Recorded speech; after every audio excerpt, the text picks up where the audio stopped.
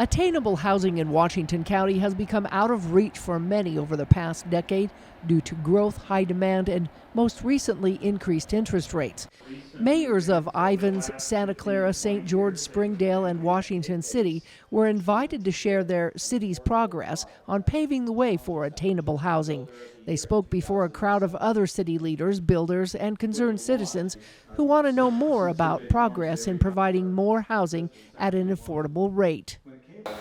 It's a modest 3-bedroom home in an ENS development, single-family home, and my mortgage is just over $1,500 a month.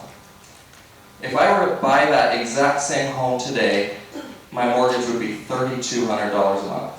While the problem here isn't unique, it's one that is squeezing families out, as well as would-be employees. I've got 6 open positions right now on Santa Clara-sized staff, everywhere from a fire chief to a court clerk. We get applicants, they come down, we negotiate a new position, make an offer, they try and find a place to live, and they can't. They can't afford to do that on a public position. And there's also the problem of NIMBYism when it comes to building multifamily units or short-term rentals in various neighborhoods. You may not want that high-density project down the street from where you live. But if you don't have the people that are going to live in that high-density project around, then when you go out for dinner, you're going to be waiting a long time. Questions were posed by the audience about opening up more SITLA or BLM lands to housing. One thing that I think that the state can help with and to make homes actually affordable and bring about actual change, and that is utilizing SITLA or state-owned land for affordable housing. The concept with SITLA that I've been proposing and exploring for a number of years is that a deed restriction would be attached to the sale of this home to a qualified buyer. And that is, the land is retained by SITLA or some other owner. To date, BLM hasn't cut loose a square foot of that 1,500 acres. And we've been told they don't intend to.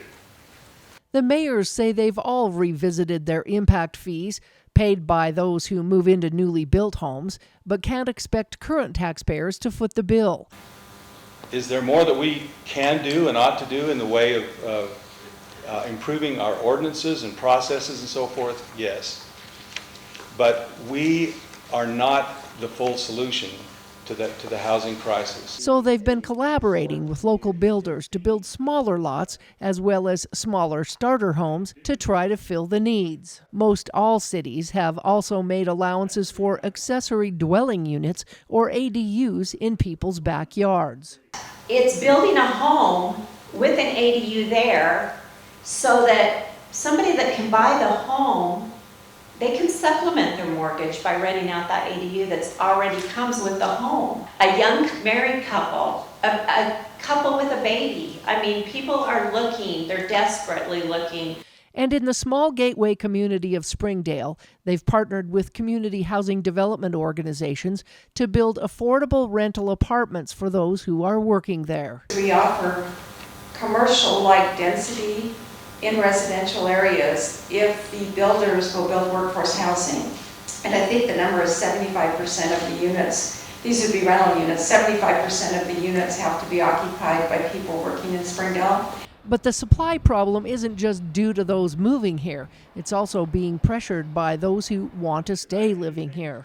I'm from a family of 13 children. 9 of my siblings live in town. We chose to stay here, and our 28 grandchildren, chose to live here. My mom, I look at our posterity of 68 grandchildren and 67 great-grandchildren live here. It's attrition that's causing part of this problem too, not just people moving from California. In his closing remarks, Mayor Cress Staley of Washington City asked the crowd to look back in time and remember the home they grew up in. My call to action for the building community: build more homes like you grew up in, or like your parents grew up in. The types of homes we need right now are simple, modest, traditional.